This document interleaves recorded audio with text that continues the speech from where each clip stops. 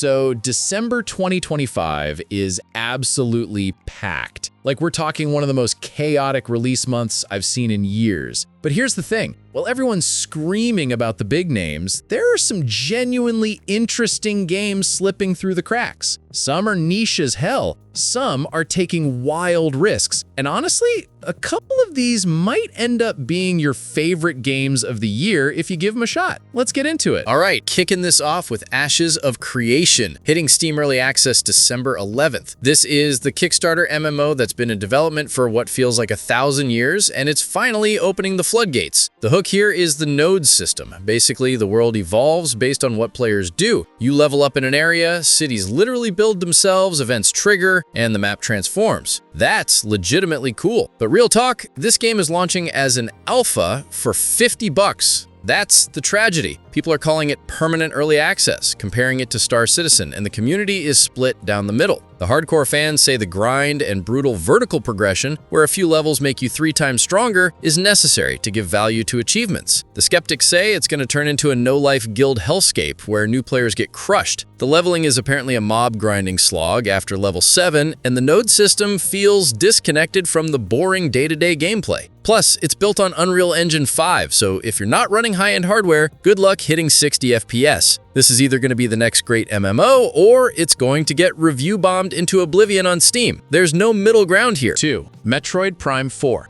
Beyond. Finally, after years of restarts and silence, Nintendo's dropping this in December, and the fanbase is having a civil war over it. The vibe is classic Metroid isolation. You're Samus, alone on a hostile alien world, but here's the twist. They've added open world sections with a motorcycle. Yeah, you read that right. Samus rides a bike now. The hook is that Retro Studios is trying to blend the dense, interconnected ant farm design of the original Prime trilogy with these big, open hub areas. Some people think this is genius, a way to contrast the claustrophobic underground sections with wide-open surface exploration. Other people think it's Breath of the Wildification, and that the series is gonna lose its soul. The tragedy? The open world might just be empty. Fans are terrified of walking to waypoints instead of solving environmental puzzles. And the game's launching on both Switch 1 and Switch 2, which means the original hardware might chug hard in those open areas. If the pacing is off, if the motorcycle sections feel like filler, this could disappoint a lot of people who've been waiting since 2017. Number 3.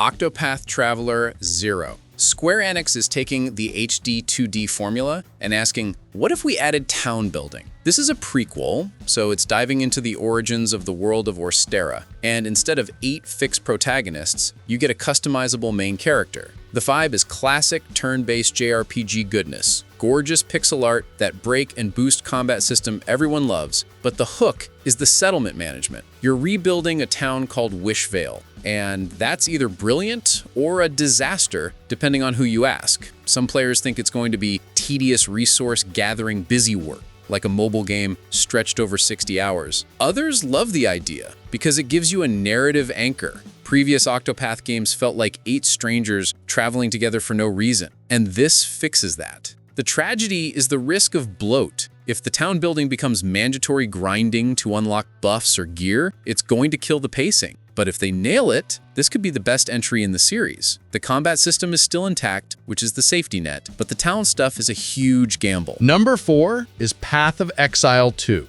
This is an ARPG that's supposed to kill Diablo, and the community is analyzing this thing frame by frame like it's the Zapruder film. The vibe is dark fantasy chaos, blood, loot explosions, screen-filling abilities. The hook is the shift to WASD movement and a dodge roll, which is radical for this genre. They're also adding shapeshifting that's supposed to feel seamless, casting a Volcano spell, then instantly slamming as a bear with no animation lock. Here's the tragedy. The community is terrified.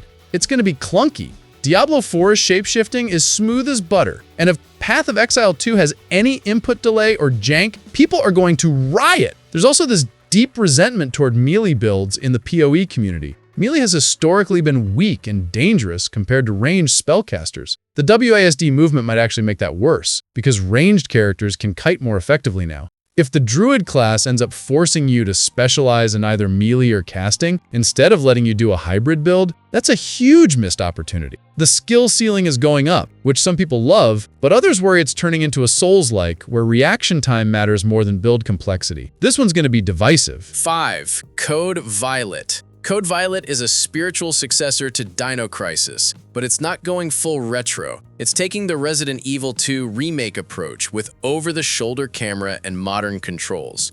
The vibe is survival horror meets Jurassic Park, but set on a 25th century space station. You're Violet Sinclair, a woman abducted from the past for a dark breeding program, and now the bioengineering facility is overrun with dinosaurs. The hook is old-school survival horror tension. Limited ammo, methodical combat, and a T-Rex that can smash through walls to hunt you. Every encounter matters. You're solving puzzles, managing resources, and trying not to get torn apart in tight corridors. It's got that alien-inspired sci-fi horror aesthetic with brutal death animations. The tragedy? This is from Team Kill Media, a studio with a rough track record. Their previous games, Kings of Lorne, Sun and Bone, Quantum Air, looked great in screenshots, but fell apart in motion. Stiff animations, buggy AI, janky gameplay. Code Violet looks visually stunning with photogrammetry and ray tracing, but can they actually deliver on gameplay? The community is skeptical. Plus, it's a PS5 exclusive because the developer doesn't want PC modders making vulgar versions of the characters, which raised eyebrows. The premise, women kidnapped through time, forced surrogacy, dinosaurs, is already controversial. This launches December 12th, and it's either going to be a cult classic for Dino Crisis fans or another Team Kill disappointment. The trailers look incredible, but so did their last games. High risk, high reward. Number 6,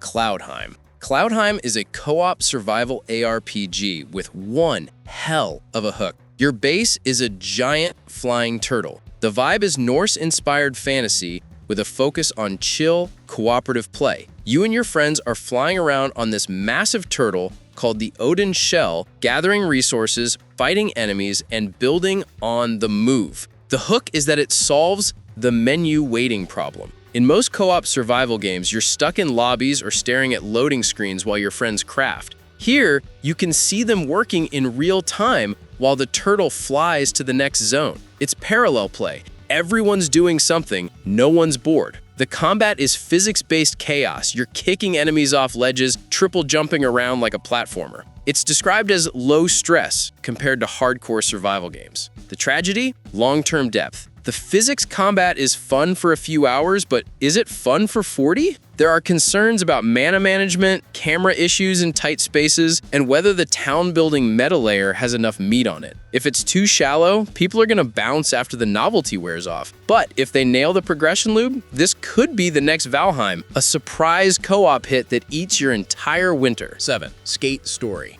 This is the art house alternative to Skate 4. The vibe is surreal, underworld aesthetic. You're a glass demon skating to the moon, literally. The hook is the fragility mechanic. You're made of glass, so bailing shatters your character. Every trick has real stakes. This creates a rhythmic quality to the gameplay. It's not a simulation like Session or Skate. It's more about flow and vibes. The tragedy is that this is going to be too weird for the mainstream skating audience. People who want realistic cityscapes and accurate flip physics are going to bounce off this immediately. But for the crowd that's tired of sanitized, quality-of-life design, this is a breath of fresh air. It's a game where the music, the visuals, and the feeling of skating matter more than technical accuracy. The difficulty curve is steep, though. If you're not willing to learn the rhythm, it's going to frustrate you. This is a vibes game for people who want friction and personality over accessibility. Number 8. Terminator 2D,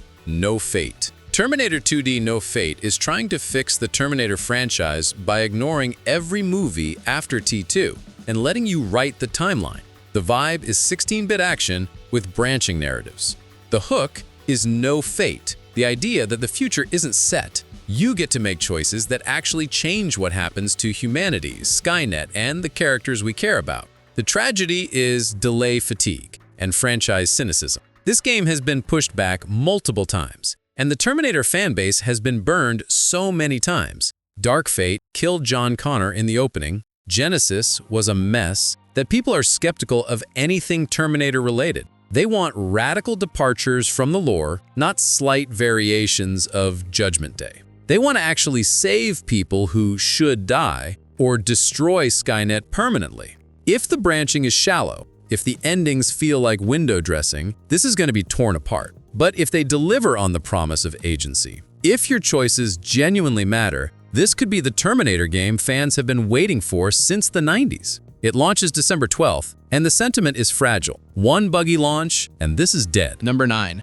Marvel Cosmic Invasion. Marvel Cosmic Invasion is a beat-em-up from the team behind TMNT Shredder's Revenge. The vibe is comic book chaos. 15 playable characters, waves of enemies, tag team combos. The hook is the cosmic swap system, where you can switch between two heroes mid-combo for creative extensions. The tragedy? It's being accused of being a reskin. Same developer, same genre, and people are worried it's just TMNT with Marvel characters pasted on. There's concern about quantity over quality. 15 characters sounds great, but are they deep or are they shallow button mashers? The game focuses on crowd control and larger enemy waves, which could lead to visual noise and repetitive gameplay. And then there's the netcode question. In the beat-em-up community, online lag is a death sentence. Players are asking specifically about rollback netcode, and if there's any input delay in co-op, the reviews are going to be brutal. This could be great, but it needs to prove it's not just Shredder's Revenge 2 Marvel Boogaloo. Number 10. Ferocious. Ferocious is filling the void left by the absence of a modern Turok or Dino crisis. The vibe is Far Cry with dinosaurs, open world FPS, lush jungles, and you can mind control the dinosaurs you're hunting. The hook is that taming mechanic. You can take control of a T-Rex and use it in combat. The tragedy is AI concerns and the Ubisoft formula fear. Playtest feedback says the friendly dinosaur AI is rough around the edges, buggy,